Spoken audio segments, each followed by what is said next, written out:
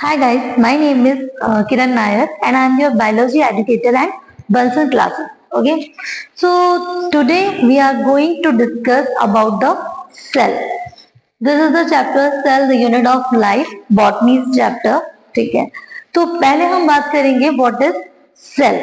ठीक है, हर कोई ऑर्गेनिज्म जो है, हर कोई ह्यूमन जो है, वो अच्छे से भली भांति जानता है दैट सेल जो है वो हमारी बॉडी का बिल्डिंग ब्लॉक है।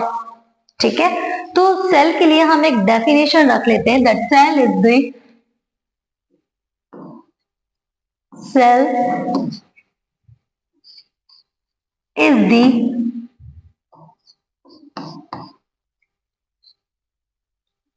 स्ट्रक्चरल एंड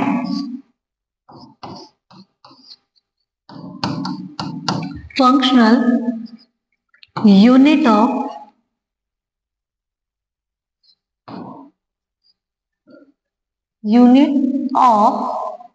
life और लिविंग ऑर्गेनिज्म। ठीक है, सेल जो है वो स्ट्रक्चरल एंड फंक्शनल यूनिट है लिविंग ऑर्गेनिज्म का और लाइफ का। किस तरह से डिफाइन करते हैं?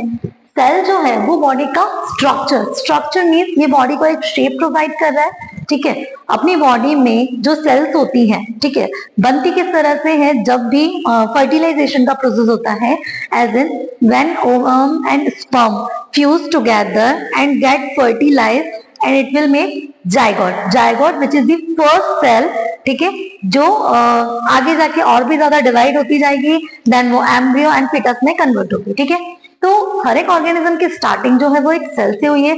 सेल जो है वो टिश्यू बनाएगा, then tissue will make organ will make organ system and हमारी बॉडी के अंदर कई तरह के ऑर्गन्स होते हैं जो सिस्टमेटिकली फंक्शन करते हैं, as an digestive system, respiratory system, circulatory system, reproductive system. ठीक है, तो इस तरह से कई सारे सिस्टम होते हैं जो एक साथ फंक्शन करते हैं। इस वजह से ऑर्गन सिस्टम का है और ये ऑर्गन सिस्टम जो है वो सिस्टमेटिकली सेट होके एक ऑर्गेनिज्म या बॉडी बना लेता है। Is that clear? ओके, तो सेल जो है वो बॉडी का स्ट्रक्चर बना रहा है जो हमने डिफाइन किया। ठीक है, एंड उसके बाद functional unit, why we call it functional? Because हर एक स्पेसिफिक स्ट्रक्चर का स्पेसिफिक फंक्शन है।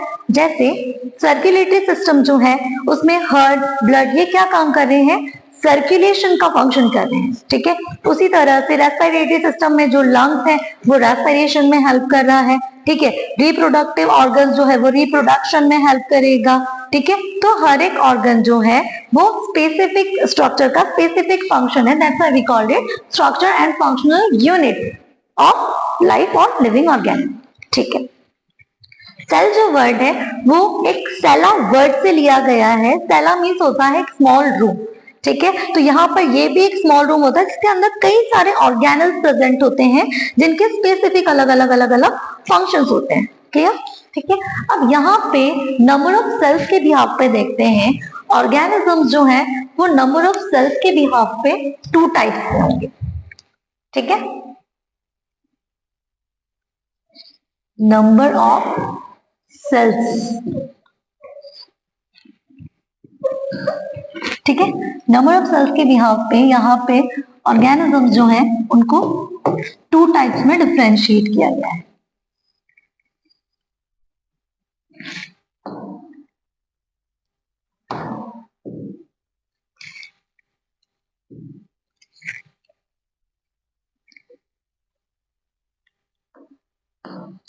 Unicellular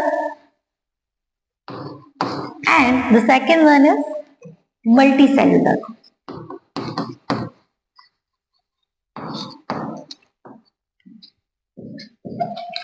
What are unicellular? Unicellular organism which contain only single cell, and the multicellular which contains so many cells. Their body is made up of so many sales.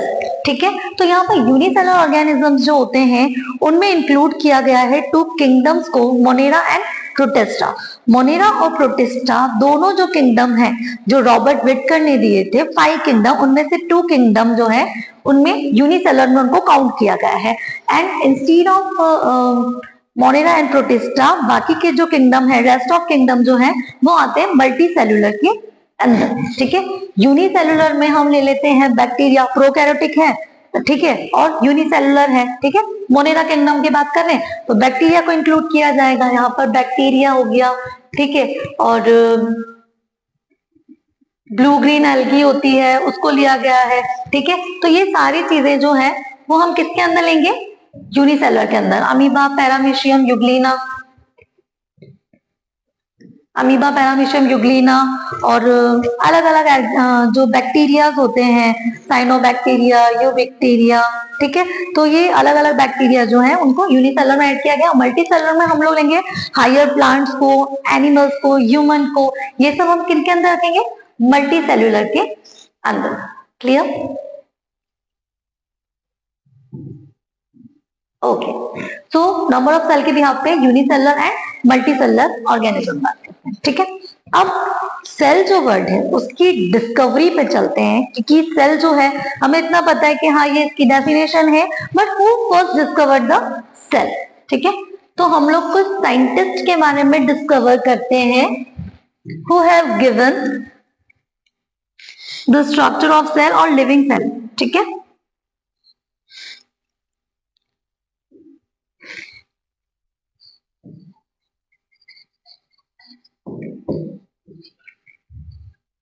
Scientist corners देखते हैं।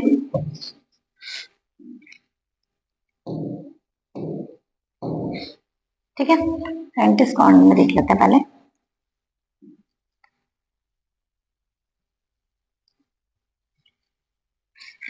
First who discovered the cell, ठीक है। First cell जिन्होंने discover की थी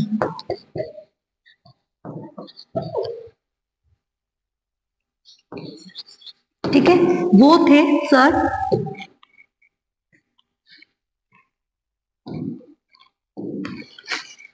Robert Hooke, जिन्होंने first cell को discover किया था इन 1665।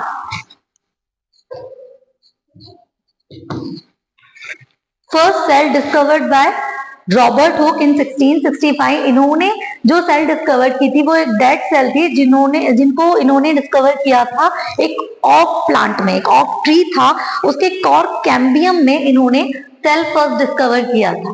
क्लियर? ये डेड सेल था, ठीक है। नेक्स्ट, इसके बाद फर्स्ट लिविंग सेल को डिस्कवर करने वाले जो साइंटिस्ट हैं,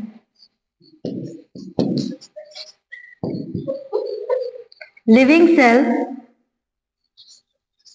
discovered by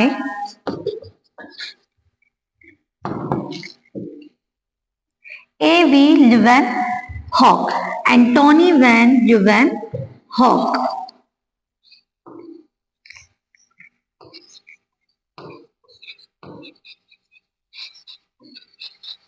ठीक है, इन्होंने 1674 में लिविंग सेल को डिस्कवर किया। क्लियर इतना? ठीक है।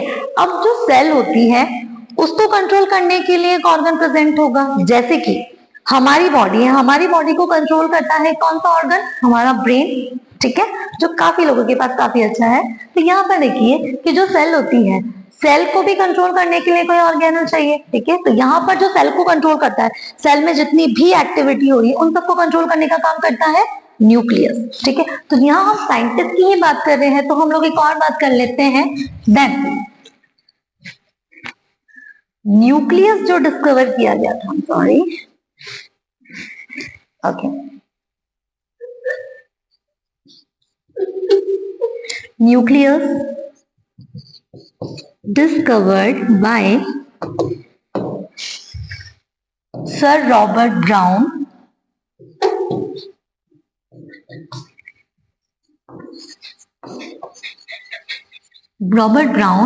in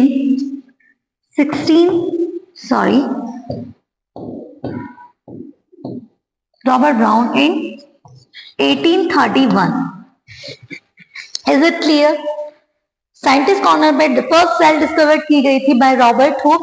second, the living cell is discovered in second cell is discovered by Antonie van लीeuwenhoek। इन्होंने जो बैक्टीरियल सेल है सबसे पहले उसी में लिविंग सेल को डिस्कवर किया था। सबसे स्मॉलेस्ट सेल होती है माइकोप्लाज्मा, जिसका जो साइज होता है वो 0.3 माइक्रोमीटर होता है, और उसी में इन्होंने जो फर्स्ट लिविंग सेल है उसको डिस्कवर किया था। ठीक है, उसके बाद न्यूक्लियस के डिस्कवर करने वाले थे रॉबर्ट ब्राउन सर, जिन्होंने न्यूक्लियस में कौन कौन से ऑर्गेनल्स होते हैं या कौन सा मटेरियल उनमें प्रेजेंट होता है, कौन सा फ्लूइड उनमें प्रेजेंट होता है, उन सभी को डिस्कवर किया। Is it clear?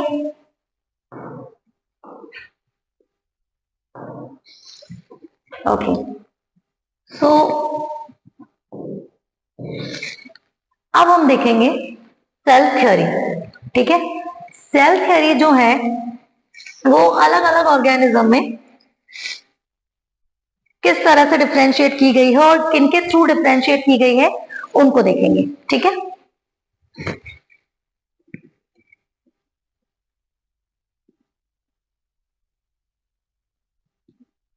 Okay, so here we adjust our board ताकि हम पूरे नोट्स जो हैं वो एक ही बोर्ड पे कवर कर सकें।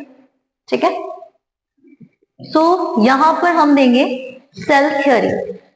अब ये जो सेल थ्योरी थी, इसको देने के लिए भी, क्योंकि सेल को थ्योरी देना है, तो इसके लिए क्या होगा कि कई तरह के जो साइंटिस्ट होंगे उन सभी ने पार्टिसिपेशन किया होगा। ठीक है, बोर्ड ने अपनी मर्जी चालू कर दी है।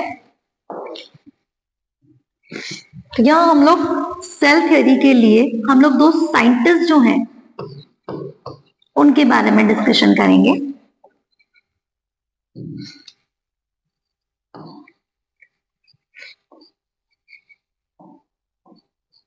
ठीक है, सेल थ्योरी देने वाले दो साइंटिस्ट हैं, जिनमें फर्स्ट जो थे जिन्होंने प्लांट पर डिस्कवरी की थी।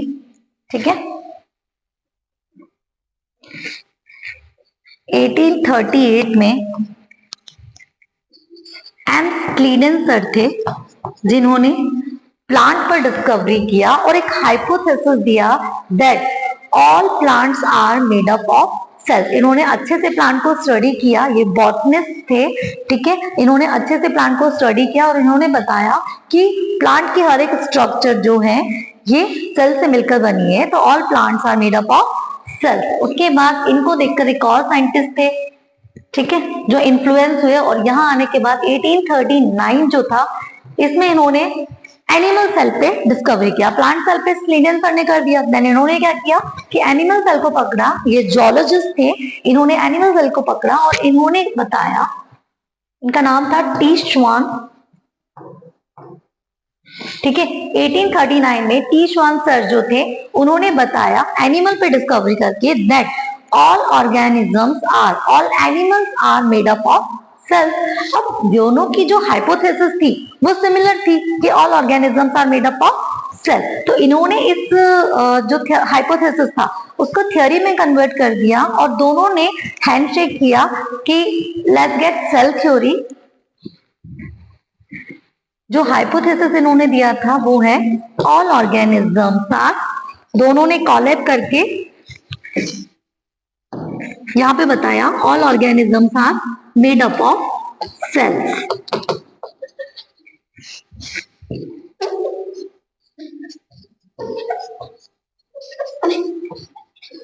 Made up of cells. ठीक है, ये हाइपोथेसिस जो है वो M Schleiden sir and T Schwann sir जो है उनके थ्रू गिवन था। ठीक है, अब ये जो हाइपोथेसिस था इससे एक साइंटिस्ट थे जो कि फुली सेटिस्फाइड नहीं थे। वो साइंटिस्ट थे सर रॉबर्ट बर्चो। ठीक है, तो इन्होंने क्या किया कि सेल थ्योरी के लिए वो अग्री हो गए कि हाँ ठीक है ये सेल थ्योरी है, बट इसको और एक्सपेंड किया जा सकता है। ठीक है, तो उन्होंने क्या किया कि एक एक्सपेंडेड सेल थ्योरी दी।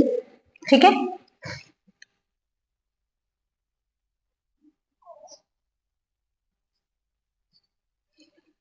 एक्सपेंडेड सेल थ्योरी दी जिसमें रुडोल्फ विर्चो ने बताया कि ये सेल जो है ये बनी तो है, हर एक ऑर्गेनिज्म जो है वो सेल से मिलकर बना हुआ है, लेकिन ये जो सेल है ये आई कहां से है।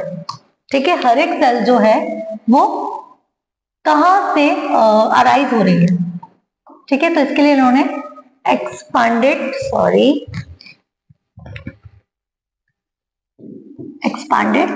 सेल थ्योरी बताई।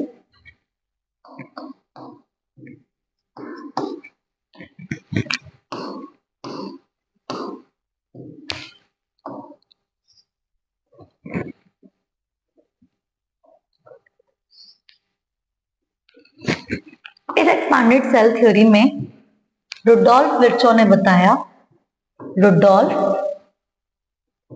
विर्चो, ठीक है, इन्होंने 1855 में एक हाइपोथेसिस दिया जो था ओमनिस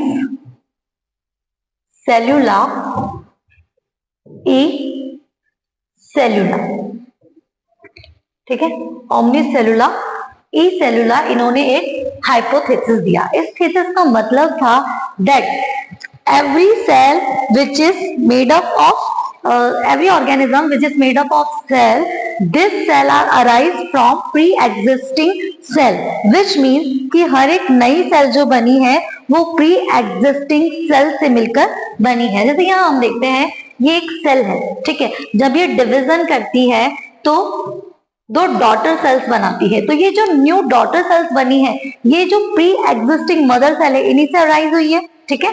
तो इसका मतलब था that new cell arise from pre existing cell, clear, ठीक है। ये जो हाइपोथेसिस था ये रुडोल्फ विर्चो सर ने दिया था, ठीक है। अब हम बात करते हैं नंबर ऑफ सेल की, ठीक है।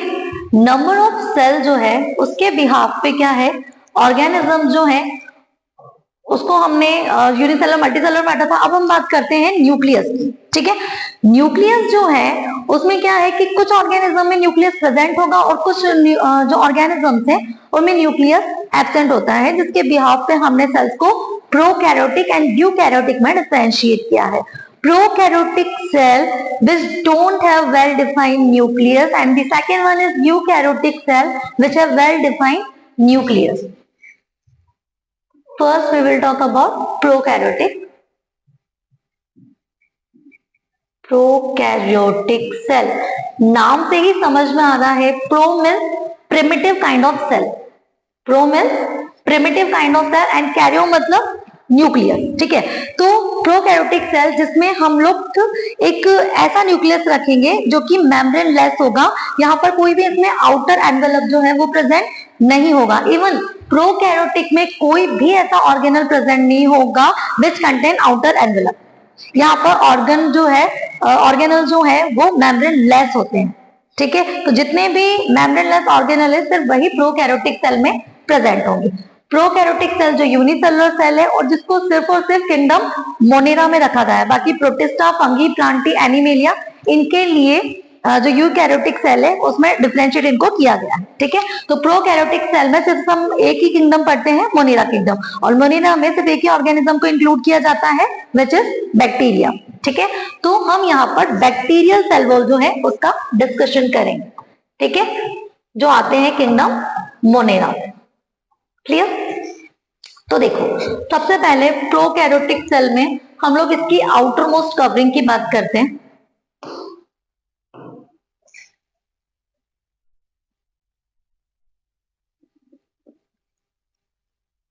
ठीक है।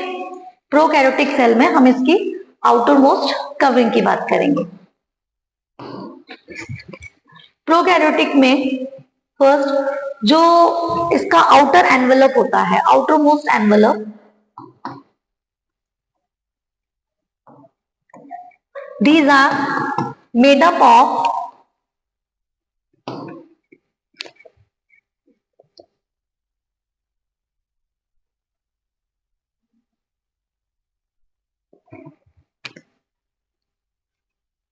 this outer envelope is made up of glycocalyx, ठीक है। जो प्रोकैरियोटिक सेल होती है उसमें जो आउटर एनवेलप होता है, जो आउटर मोस्ट एनवेलप होता है, this is made up of glycocalyx. Glycocalyx जो है उसमें ग्लाइको का मतलब होता है sugar and calyx which is covering of any object. जैसे हम फ्लावर की बात करते हैं, फ्लावर जब बर्ड स्टेज में होता है तो उस टाइम पे उसको ग्रीन कलर की स्ट्रक्चर कवर किए होती है, जिसे हम लोग कैलिक्स और सेपल कहते हैं। ठीक है, तो उसी तरह से यहाँ पर शुगर की कोटिंग होती है प्रोकैरियोटिक यानी कि बैक्टीरिया के आउटर मोस्ट, जिन्हें आप ग्लाइकोकैलिक्स से डिनोट करते हैं।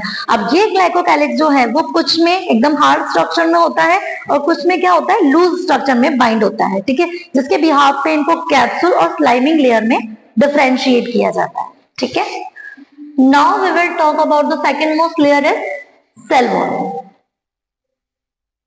ठीक है, सेल वॉल का डिस्कशन करते हैं। हर एक ऑर्गेनिज्म जो है वो सेल वॉल के साथ कंटेंट नहीं होता है। एज एन हम ह्यूमन की बात करें, एनिमल्स की बात करें, उनमें सेल वॉल नहीं होती है। ठीक है, तो यहाँ पर सेल वॉल जो है वो प्रोकैरियोटिक यानी कि मोनेरा किंगडम यानी कि बैक्टीरिया में प्रेजेंट होगी, फंगी में प्रेजेंट होगी एंड ऑल्सो प्लांट्स में प्रेजेंट होगी।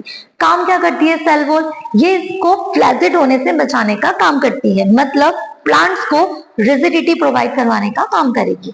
ठीक है, अब यहाँ पे देखिए सेल वॉल जो है, हम मोनेरा की बात करें बैक्टीरिया की, तो इसकी सेल वॉल जो है these are made up of peptidoglycan. यहाँ जो सेल वॉल है ये बनी हुई होती है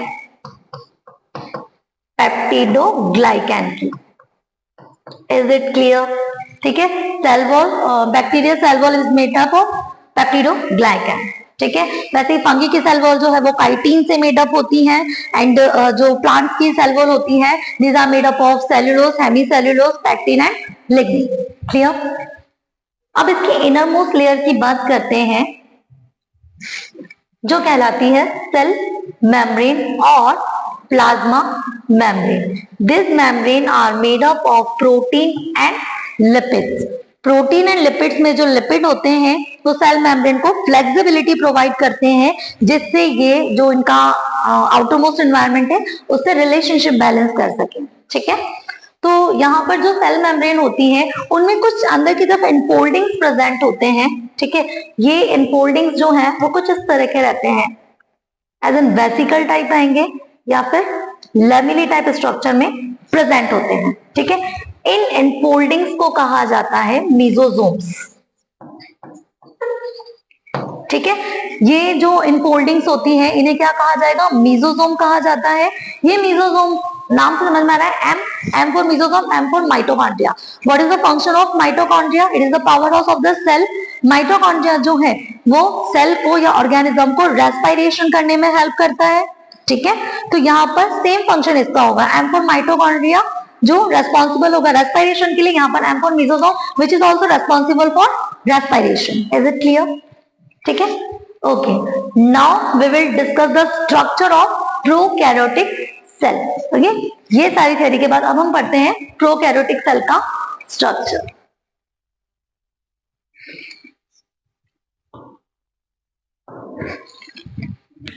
okay, so here is the prokaryotic cell.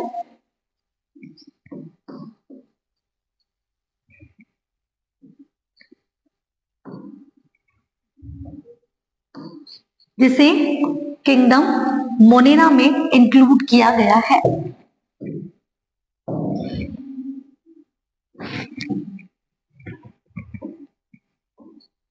Monera kingdom में रखा गया है। ठीक है,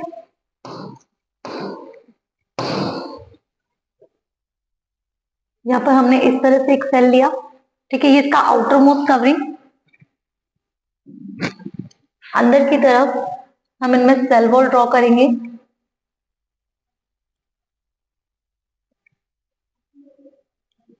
ठीक है, और इससे अंदर की तरफ यहाँ पर होती है प्लाज्मा मेम्ब्रेन और सेल मेम्ब्रेन। क्लियर? ये हम इसको इसी तरह से बता देते हैं। ठीक है, यहाँ पर फ्लूइड लाइक स्ट्रक्चर प्रेजेंट होती है which is called cytoplasm. Cell जो होती है वो फ्लैजिड ना हो इसके लिए अंदर एक फ्लूइड फिल रहता है जिसे साइटोप्लाज्म कहा जाता है। इस साइटोप्लाज्म में, wait a second,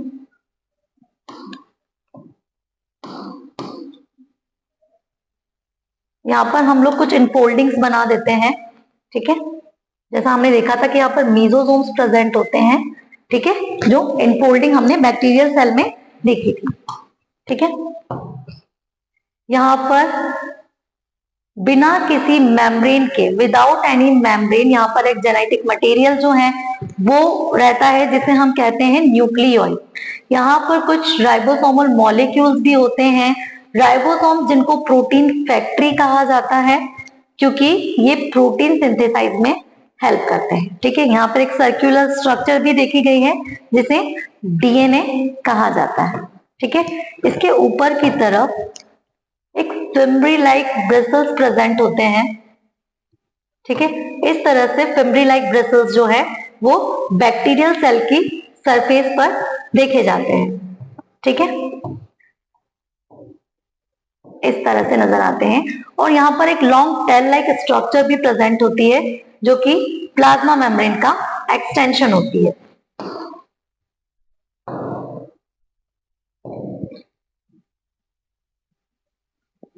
clear? Okay, सो इनकी स्ट्रक्चर पे चलते हैं। सबसे पहले जो आउटरमोस्ट कवरिंग होती है, outermost envelope of bacterial cell, जिसे कहा जाता है क्या? Capsule. I have already told that जब भी कभी आउटरमोस्ट जो कवरिंग है, जो एनवेलप है, अगर वो टफली प्रेजेंट होता है किसी ऑर्गेनिज्म के ऊपर तो उसे कैप्सूल से डिनोट करते हैं, एंड अगर वो लूजली पैक्ड होता है तो उसे स्लाइमी लेयर से डिनोट करते हैं। यहाँ पर ये टफ लेयर में प्रेजेंट है, that's why we call it capsule, ठीक है। कैप्सूल की सरफेस जो होती है उस पे अलग अलग तरह के हमें फिम्ब्री लाइक स्ट्रक्चर दिख रही हैं, दिस इज कॉल्ड पिलाई। पिलाई इज द स्ट्रक्चर जो कॉन्जुगेशन में हेल्प करता है। कॉन्जुगेशन मीन्स कि जब एक बैक्टीरिया दूसरे बैक्टीरिया से ज्वाइंट होता है, उसके डीएनए को ट्रांसफर करता है, तो उस कॉन्जुगेशन में हेल्प करती है पिलाई, ठीक है। इसके अलावा अगर सपोज बैक्टीरिया हमारी बॉडी के अंदर एज अ पैथोजन हमारी बॉडी के अंदर गया है और उसे किसी ऑर्गन को इफेक्ट करना है, तो वो उस ऑर्गन पर जो ग्रिपिंग करेगा, जो बैठेगा, वो ग्रिपिंग होती है इस पिलाई की वजह से। क्लियर? अब सेकेंड लेयर की बात करते हैं। Second layer which is cell wall. Clear? या हम लोग इसको आगे कहीं लिखते हैं, ठीक है। This is cell wall which is made up of peptidoglycan. Clear? Okay, inner membrane की बात करते हैं। इनर मेम्ब्रेन जो कि फ्लेक्सिबल मेम्ब्रेन होती है, ठीक है, दिस इज कॉल्ड सेल और प्लाज्मा मेम्ब्रेन। इसे सिलेक्टिव परमिएबल मेम्ब्रेन भी कहा जाता है क्योंकि ये जो है ये सिलेक्टिव मॉलिक्यूल्स को ही इन और आउट होने देती है सेल से। सेल मेम्ब्रेन जो है ये बनी हुई होती है प्रोटीन एंड लिपिड से, ठीक है। फॉस्फोलिपिड एंड जो प्रोटीन मॉलिक्यूल है वही सेल मेम्ब्रेन को बनाने का काम करते हैं, ठीक है। प्रोटीन जो लिपिड होता है उन्हीं की वजह से मेम्ब्रेन जो है वो फ्लेक्सिबल रहती है। यहाँ मेम्ब्रेन में आपको एक इनफोल्डिंग नजर आ रही है, ठीक है। This infolding are called mesosome. It is responsible for respiration, ठीक है। यहाँ पर कुछ स्ट्रक्चर हमें इस जगह नजर आ रही है। ये जो सर्कुलर स्ट्रक्चर है this is called plasmid. This circular structure is called plasmid. It is a circular DNA, ठीक है। यहाँ पर एक राइबोसोमल मॉलिक्यूल्स प्रेजेंट है, ठीक है। What is the function of ribosome? It can synthesize protein, ठीक है। ये जो है प्रोटीन के सिंथेसाइज में हेल्प करते हैं। प्रोटीन हमारी बॉडी का बिल्डिंग ब्लॉक होता है, ठीक है, मसल्स ग्रो करने का काम करता है, तो यहाँ पर ये फंक्शन जो है ये भी क्या काम करेगा, पूरी बॉडी को बिल्ड करने में राइबोसोम जो है वो प्रोटीन बनाएगा और हेल्प करेगा बॉडी ग्रो करने, ठीक है। सेकेंड थिंग, यहाँ पर एक विदाउट एनी एनवेलप एक स्ट्रक्चर प्रेजेंट है जिसे कहा गया है nucleoid. This is the most important organelle in prokaryotic cell. हर एक सेल में न्यूक्लियस प्रेजेंट होता है, but this is the one cell which contain nucleoid, ठीक है। यहाँ पर जो जेनेटिक मटेरियल है वो किसी भी एनवेलप से कवर्ड नहीं रहता है, ऐसे ही स्कैटर्ड रहता है साइटोप्लाज्म में, जिसे न्यूक्लियोइड कहा जाता है। क्लियर? उसके बाद लास्ट स्ट्रक्चर जो है, these are called flagella. It is a tail like structure which is called flagella. Flagella जो है वो एक्चुअल में सेल मेम्ब्रेन का एक्सटेंशन होता है। ठीक है, ये एक्सटेंशन क्या काम करता है? मोटिलिटी देने का काम करता है। This is the motile part of bacteria. ठीक है, ये काम क्या करेगा? फ्लैजिला ये बैक्टीरिया को ट्रांसलोकेट करने में हेल्प करता है, मोटाइल करता है, मोटिलिटी देने का फंक्शन करता है। So prokaryotic cell here complete. Now we will discuss about the eukaryotic cells, animal cell. ठीक है, हम लोग एनिमल सेल को डिस्कवर करते हैं। एनिमल सेल में किस किस तरह के ऑर्गेनल्स होते हैं, किस तरह से वो फंक्शन करते हैं, उन चीजों पे डिस्कस किया जाएगा। Okay, so here's your animal cell. Animal cell में जो आउटर मोस्ट लेयर है ये होती है सेल मेम्ब्रेन। यहाँ पर कोई भी सेल वॉल जो है वो प्रेजेंट नहीं होती है, सिर्फ और सिर्फ यहाँ सेल मेम्ब्रेन होती है, which are made up of, as you know, protein and lipid.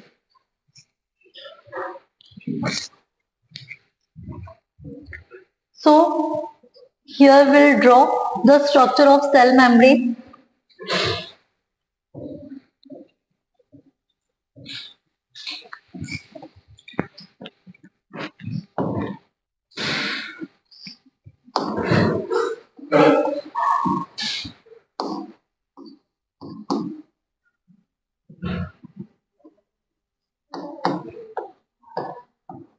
You can see यहाँ पर कुछ प्रोटीन्स हैं, ठीक है, और फॉस्फोलिपिड की लेयर्स प्रेजेंट हैं।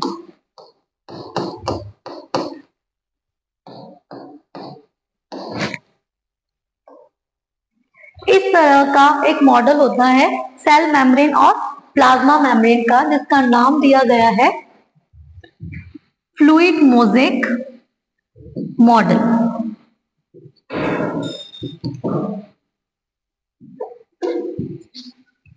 This fluid mosaic model which is given by Singer and Nicholson। ठीक है, यहाँ पर देखो सेल मेम्ब्रेन जो होती है उनमें दो स्ट्रक्चर दी हुई है। This structure is called phospholipid. तो यहाँ पर फॉस्फोलिपिड की आपको बाइलेयर स्ट्रक्चर शो होती है, एंड यहाँ पर अलग अलग टाइप के प्रोटीन दिए हुए हैं। फर्स्ट जो दोनों मेम्ब्रेन में इंक्लूड है इसे कहा जाता है ट्यूनल प्रोटीन, एंड जो यहाँ पर प्रेजेंट है इंटीग्रल प्रोटीन कहा जाएगा, and the surface of protein which is called peripheral protein. ये जो लिपिड एंड प्रोटीन है ये सिलेक्टिव मॉलिक्यूल्स को इनसाइड एंड जो मॉलिक्यूल सेल के अंदर नहीं नेसेसरी होते उनको आउटसाइड करने में हेल्प करते हैं। ठीक है, फॉस्फोलिपिड के स्ट्रक्चर में ये जो पार्ट है head part, this is called hydrophilic, and the tail part it is called hydrophobic part. ठीक है, आगे चलते हैं। सेल जो होती है सेल मेम्ब्रेन के अंदर की तरफ एक फ्लूइड फिल होता है which is called cytoplasm. Cytoplasm it is a jelly like fluid which contain all of organelles. ठीक है, ये सभी ऑर्गेनल्स जो है उसको कंटेन करने का काम करता है। सबसे पहले बात करते हैं brain of the cell which is called nucleus. Nucleus जो है उसमें अंदर की तरफ, यहाँ देखिए ये न्यूक्लियस है, इसमें अंदर की तरफ एक फ्लूइड फिल रहता है विच इज कॉल्ड न्यूक्लियोप्लाज्म। ठीक है, न्यूक्लियोप्लाज्म इसमें फिल रहता है, और यहाँ पर कुछ थ्रेड लाइक स्ट्रक्चर होती है जिन्हें क्रोमैटिन फाइबर कहा जाता है। ये क्रोमैटिन फाइबर एक्चुअल में ये एंटेंगल डीएनए होते हैं। ठीक है, तो ये क्रोमैटिन फाइबर जो हैं ये कंडेंस होते हैं, एंड सेल डिवीजन के टाइम पे ये क्रोमोसोम्स जो है वो बनाने का काम करते हैं। ठीक है, तो यहाँ पर chromatin fibre which is made up of DNA and histone protein. Histone protein जो है वो कुछ इस तरह से होते हैं जिनके आसपास डीएनए जो है वो कॉइल्ड रहता है। ठीक है, तो यहाँ पर जो न्यूक्लियस है उसमें क्रोमैटिन फाइबर होते हैं जो सेल डिवीजन के टाइम पे कंडेंस हो जाते हैं और बना लेते हैं क्रोमोसोम्स।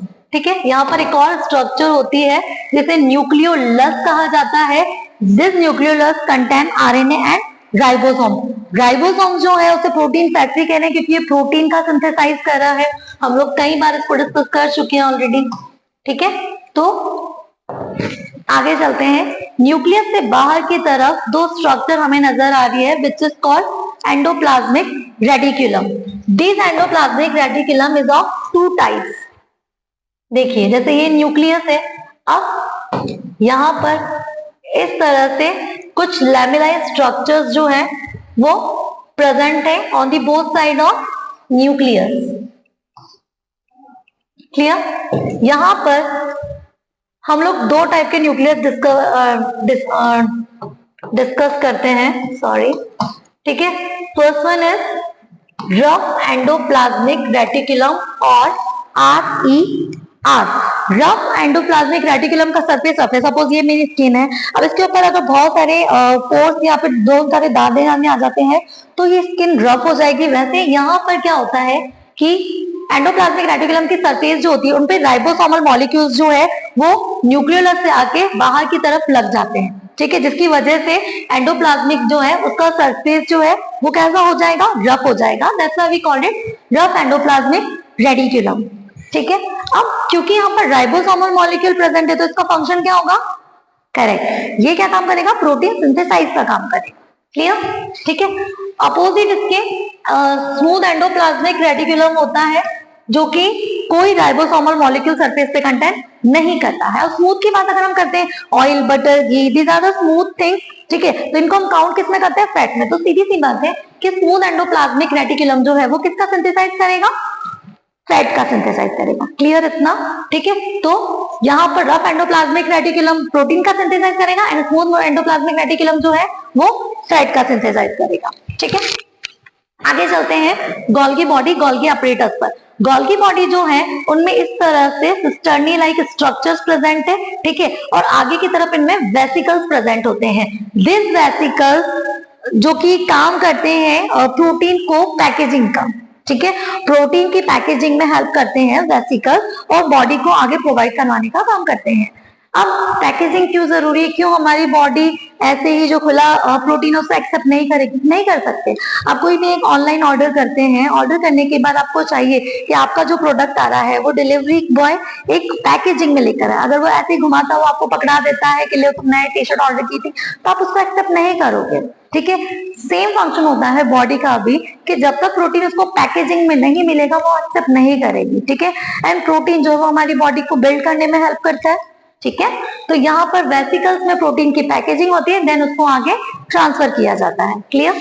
उसके बाद we will talk about mitochondria. देखिए माइटोकॉन्ड्रिया जो होता है इसका अनदर नेम है power house of the cell. This are the power house of the cell. Why we call it powerhouse of the cell? Because it produce energy in the form of ATP, adenosine triphosphate. ठीक है, यहाँ पर देखिए, यहाँ पर infoldings नजर आ रही है, क्रिस्टी लाइक स्ट्रक्चर्स होती है जिनके ऊपर मीजोसोम्स प्रेजेंट होते हैं। सॉरी, ये जो इनफोल्डिंग्स है, ठीक है, क्रिस्टी लाइक स्ट्रक्चर जिनके ऊपर ऑक्सीसोम्स प्रेजेंट होते हैं, ये ऑक्सीसोम जो है वो एटीपी का प्रोडक्शन करने में हेल्प करते हैं। ठीक है, हम लोग ने एक हाइपोथेसिस पढ़ा है that food give us energy. ठीक है, लेकिन किस तरह से फूड जो है वो एनर्जी गिविंग होगा? तो देखिए फूड जो है वो आता है सेल में और सेल में वो जाता है माइटोकॉन्ड्रिया के अंदर। ठीक है, यहाँ पर फूड का ऑक्सीडेशन होता है। ठीक है, एंड प्रोड्यूस होती है एटीपी। यहाँ पर जो एटीपी होती है यानी एडिनोसिन ट्राइफॉस्फेट, ये डायरेक्ट और इनडायरेक्ट दो फॉर्म में बनती है। ठीक है, डायरेक्ट फॉर्म जिसे हम एटीपी से जनरेट कर देते हैं and the indirect form which is NADH2 and FADH2। ठीक है, NADH2 निकोटेनिमाइड एडेनिन डाई न्यूक्लियोटाइड। जब हम इसका ब्रेक डाउन करते हैं, ठीक है, तो यहां से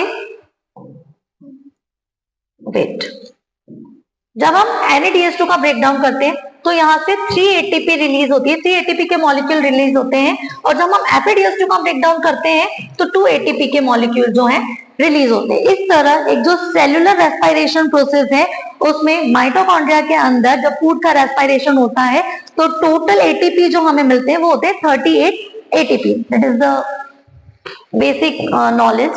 ठीक है, तो माइटोकॉन्ड्रिया से आगे की तरफ चलते हैं लाइसोसोम पर। लाइसोसोम जो है इसका अनदर नेम होता है suicide bag of cell. Why we call it suicide bag of cell? Because it can digest any organelle जो कि फंक्शन नहीं कर पा रहा है प्रॉपर्ली। ठीक है, तो यहाँ पे जो लाइसोसोम है वो एक डाइजेस्टिव एंजाइम कंटेन करता है, जिस डाइजेस्टिव एंजाइम का नाम है hydrolytic enzyme. This enzyme is nothing but hydrolytic enzyme, and ये एंजाइम इतना पावरफुल होता है कि अगर कोई ऑर्गेनल प्रॉपर फंक्शन नहीं कर रहा होता है तो ये उसको डाइजेस्ट कर जाता है। ठीक है, तो इनमें काफी सारे जो एंजाइम्स होते हैं, जैसे कि हम लोग बात करते हैं फैट के डाइजेशन के लिए इनमें लाइपेज एंजाइम होगा। ठीक है, सॉरी उसमें कार्बोहाइड्रेट के डाइजेस्ट के लिए इनमें लाइपेज एंजाइम होगा, एमाइलेज एंजाइम होगा। ठीक है, उसी तरह से अलग अलग एंजाइम जो है हाइड्रोलाइटिक एंजाइम इनमें प्रेजेंट होते हैं, जो हर एक जो ऑर्गेन या फिर न्यूट्रिएंट है उनको डाइजेस्ट करने का, ऑर्गेनल को डाइजेस्ट करने का काम करते हैं। ठीक है, नेक्स्ट ऑर्गेनल की बात करते हैं सेंट्रियोल। हमने अभी तक पढ़ा है कि सेल जो है वो डिवीजन करती है एंड काफी सारी सेल्स जो है वो बना लेती हैं। ठीक है, तो सेल डिवीजन पॉसिबल किस वजह से है? सेंट्रियोल की वजह से। सेल डिवीजन के टाइम पे क्या होता है कि जैसे ही सेल डिवीजन होगी तो ये सेंट्रियोल अपनी कॉपी कर लेगा, और कॉपी करने के बाद ये स्पिंडल फाइबर बना लेता है, जिसकी वजह से एक सेल जो है वो दो डॉटर सेल में कन्वर्ट हो जाती है। क्लियर? ठीक है, तो जब कभी भी सेल डिवीजन होना होगा, और किन किन कंडीशन में होना होगा सेल डिवीजन? ग्रोथ के टाइम पे होना होगा, बाउंड हीलिंग के टाइम पे होना होगा, और रिप्रोडक्शन के टाइम पे होना होगा। ठीक है, तो इन सब कंडीशन में सेंट्रियोल जो है वो अपनी कॉपी कर लेता है, then it will make spindle fibre, and spindle fibre जो है वो सेल को पहले कैरियोकाइनेसिस करेगा, after that cytokinesis. Karyokinesis means वो न्यूक्लियस को डिवाइड करेगा, कैरियो वर्ड हमने न्यूक्लियस के लिए यूज किया था, एंड देन वो साइटोप्लाज्म का डिवीजन करेगा। ठीक है, जिसे हम कहेंगे साइटोकाइनेसिस। क्लियर? ओके, तो एक और ऑर्गेनल की बात कर लेते हैं, वैक्यूल। वैक्यूल जो है वो बॉडी के अंदर एकदम जो वेस्ट मटेरियल होते हैं उनको कंटेन करने का काम करेगा in animal cell, but plant cell जो होती है उनमें वैक्यूल जो होगा वो पूरी सेल का ऑलमोस्ट 75 to 80% पार्ट कवर करता है, और ये काम क्या करेगा? जो फूड होता है, फोटोसिंथेसिस के थ्रू जो फूड प्रिपेयर हुआ है उसको स्टार्च की फॉर्म में स्टोर करके रखने का काम करेगा। क्लियर? ठीक है, यहाँ पर पेरोक्सीसोम्स भी प्रेजेंट होते हैं, जो कि कुछ टॉक्सिक मटेरियल जो होते हैं उनको स्टोर करके रखते हैं बॉडी के अंदर। Clear? So here is our animal cell जो हमने डिस्कस किए हैं। नेक्स्ट लेक्चर में हम लोग डिस्कस करेंगे प्लांट सेल, उसमें सेल वॉल का जो पूरा डिस्क्रिप्शन है वो सारा कुछ देंगे। अभी के लिए क्लास जो है उसको यहीं पर ड्रॉप करते हैं। Thank you so much.